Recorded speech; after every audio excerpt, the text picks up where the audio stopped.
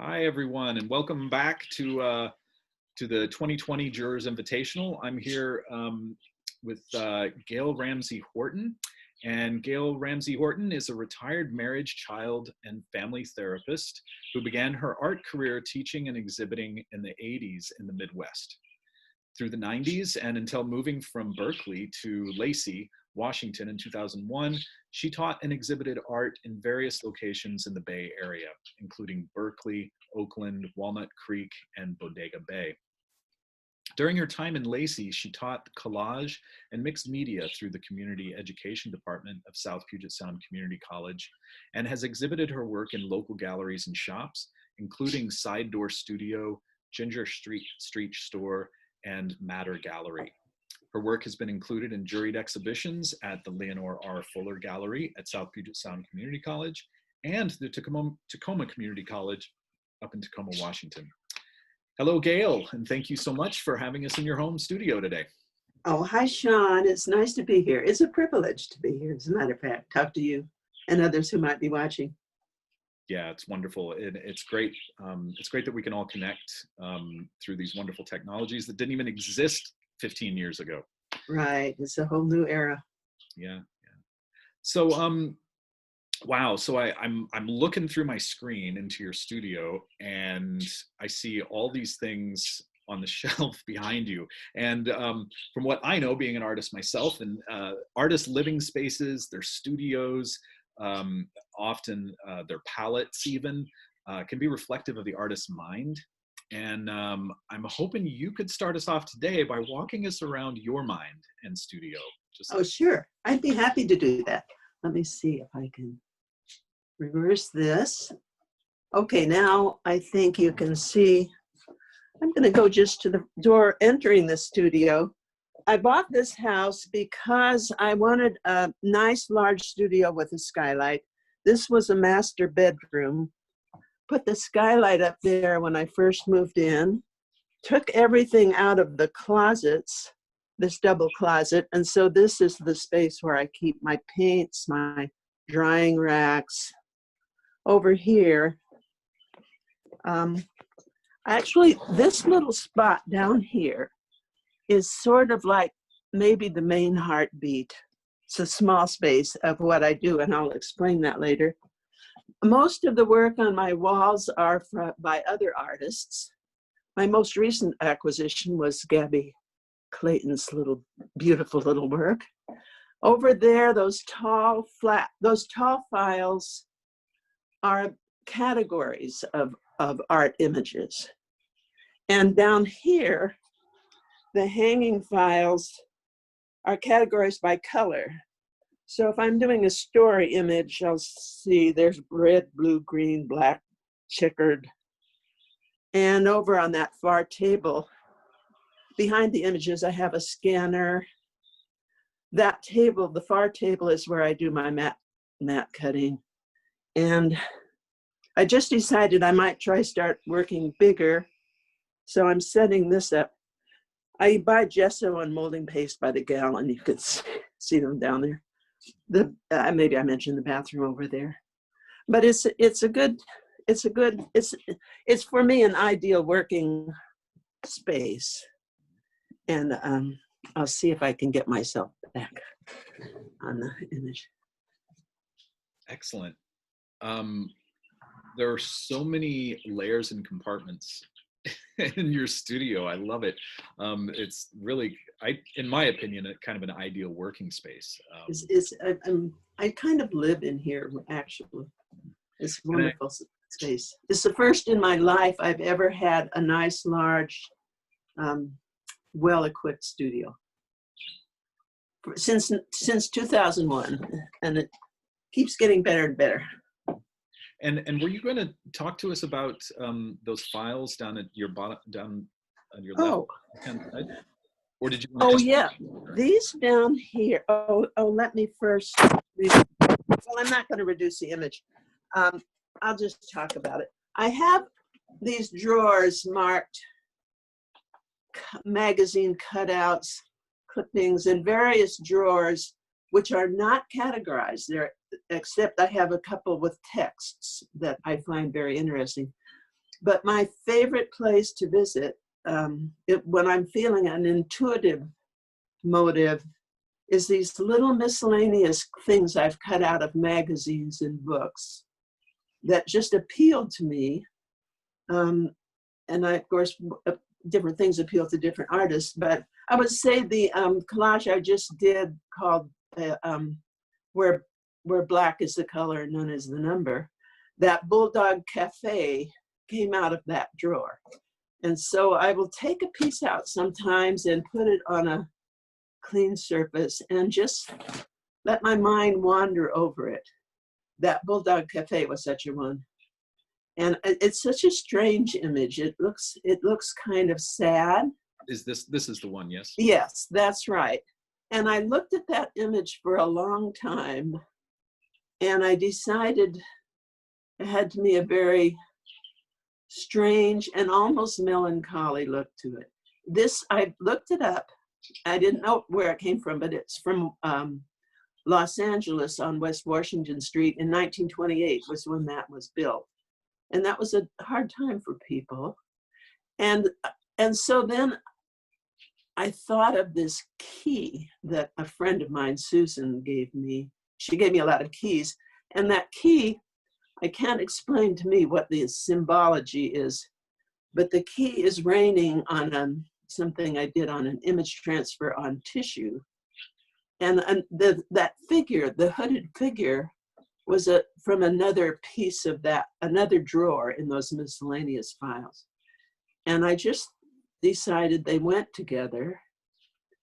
I can't explain when something seems to go together, but this is the song "A Hard Rain's Gonna Fall" by Bob Dylan. That's after I did this collage, I wanted to put some words to it. And I thought those words were very meaningful to me and they belonged there. So yeah, it's kind of inexplicable. As often is things that come together in our minds. Yes. And so just following that thread a little bit, could you discuss your process of photo montage and collage, and maybe tap into like the dismantling of an image or a code? Yes. Well, sometimes this in that Bulldog Cafe, that was just a photo in a magazine I found and I cut it out. Other times I will see a face represented in say a fashion magazine, and I will cut that face out and often will cut it up. In the far drawers that I showed you, I have 2 files called body parts. And I have Ziploc bags with limbs, and there's another Ziploc bags with various sized eyes. And I mean, it's like a little morgue. It's just, I've had people think that was very strange and interesting, but so I tear things apart. Sometimes there's just a little piece of a landscape that I think, or a little figure in a corner. And so things do come apart in various ways, and they all have a destination in here. It looks sort of chaotic, but in fact, I tend to know where things are. Yeah. So something else that occurs in your images often, and you write about this in your artist statement, is this idea of the absurd, or the abject, Yes. kind of the disturbing. Can you talk about that just a little bit, and what's your attraction to that, and how does that work? I can. Sometimes I don't know what creates the initial attraction. Why, for instance, I was very, very interested in the Dadaist and Surrealist art and Dada period. And I think there was something existing in me that created my attraction to those disassembling images. I was very influenced by Hannah Hirsch and how she would take a piece of a face and attach it to an object which was out of context. And I think when I was even in my teens, I was attracted to things that surprised me, that gave me a feeling which I didn't have a name for. Mhm. And I think to this day, I don't always have a name for how I make the connections, but I do think we each have a propensity inside of us for a particular kind of thing. And that certainly was mine, to be attracted to those disparate objects. And the melancholy and the absurd and abject is something that comes from another part of my brain. I feel these emotions and attitudes when I see certain things. I'm attracted to those keys that Susan gave me, and they show up in a lot of my artwork, and I can't explain why, but a key is to me a very interesting object, an opening to things that I think we all recognize. Yeah. So then to go even deeper and peel back more layers, your background as a therapist seems like that was another logical direction for you to take in your evolution as a person.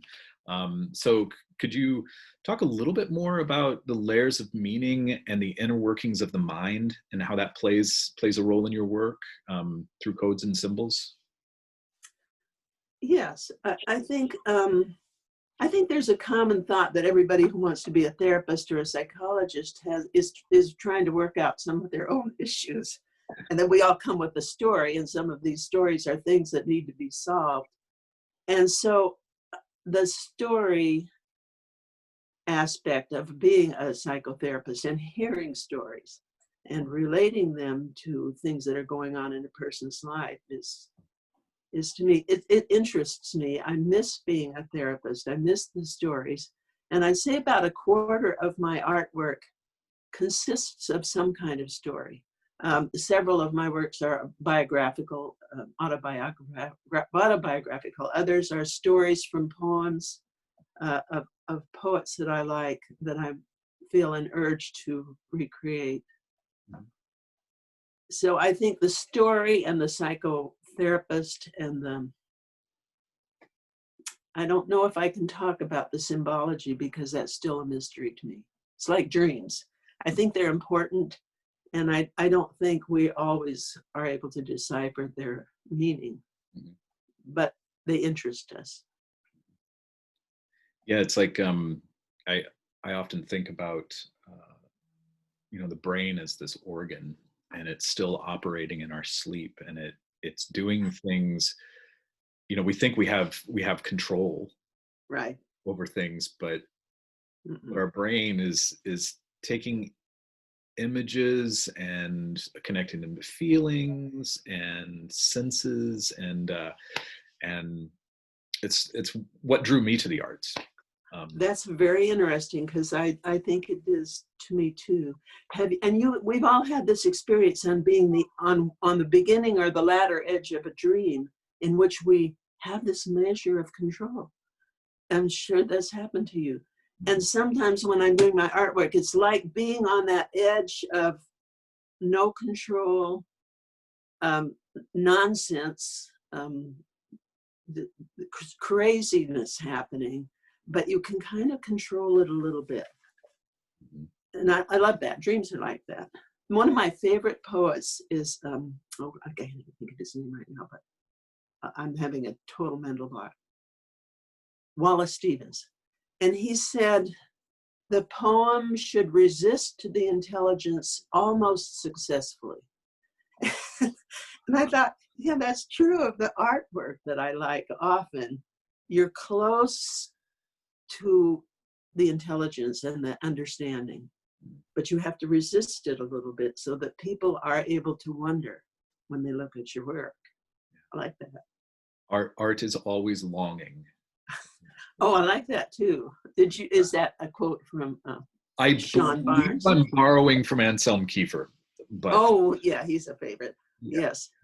So in the last couple minutes that we have here, or a minute or so, can you walk us around some of those pieces that are in the show? We can get a sense of scale, and also, online we just have the image, but you Yes. have them in their presentation cases, Yes. in their frame. I would be happy to do that. Let me do this, and without making everybody too dizzy by walking too fast.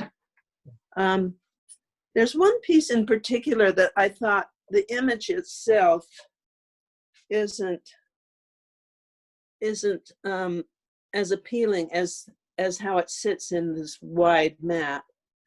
I'm not known for my minimalism, or I'm been accused of being busy and throwing everything in with the kitchen sink, but this is a very plain piece, very minimal, which I like. And I will say, I tried to add things. If you see that little blurry black mark, it's a smudge. I tried to add something to this picture, and it totally rejected it. And I had to take it off, and it left that mark, which wasn't there. It's like a bruise. I actually, when I tried to add to it, I bruised it, and so I had to leave it alone. Here's another of the pieces. This is one that has one of the phrenology. Oh yeah, there we go. See that little bruise? Yeah. That was that picture rejecting what I tried to adhere to it. And some of the ink from a tissue transfer stayed there. And I thought, oh, I wonder if I should paint it off. And I thought, no, that's part of it speaks something. Mm-hmm. And over here, we've seen this one. This picture here, it's called Waiting. That took me months. Right down there in the corner, you see that little clock? Mm-hmm. It says 9 o'clock. Well, I thought what was on there, I found those 3 female images. I think they're women, and they reminded me of nuns. And they went into the collection of pieces. Then they went on a book part. The words there, expectantes orum tertium ilius fere, is actually waiting for the 3rd hour. And so when I found that clock, it finally put everything together for me. Because all the focus in this piece seemed to be going down to that lower left corner. And originally, the words there, I circled the word that said zone, and that was going to be it. But it wasn't satisfying to me. And when I found that little clock by accident, looking for something else, I knew that that's what should be there in that corner. And so what they're waiting for is this 3rd hour of prayer, which is in the divine office of prayers, I think. And so the words and the idea of waiting for an hour, waiting to pray, is a very interesting concept to me. Oh, I think I should get that. Sorry, I got stuck on there. No, that's good. Anyway, in most of these collages, there's a lot going on that I hope that if a person gives them enough time, they're going to figure that there's something going on here that they might be able to put together. I don't usually want to explain my artwork, but I love it when somebody will comment to me about something they noticed that I had intended but really didn't want to explicitly say. And I don't like to give titles that reveal too much. I prefer a covert message, I think. Well, your work is certainly a paradox at times, and a joy to try to decipher and to find these connections. And also, I really appreciate there's an element of nostalgia also to these small to these pieces that you're collecting, and I think, history and the mind are these slippery things that Yes. that we glom to in certain ways. And I think your work expresses that exceptionally. Well, thank you very much, Sean. I like your word nostalgia. I do. I hope and want it to apply. Thank you for that. Wonderful. Well, thank you, Gail, and it's such a pleasure to see your studio and your working space and to hear from you. And we look forward to seeing all of this online. Well, thank you so much. It was my pleasure as well, and I appreciate being here and being able to share all of this with you and with the others. All right. Thanks, Sean. Thank you. Bye-bye.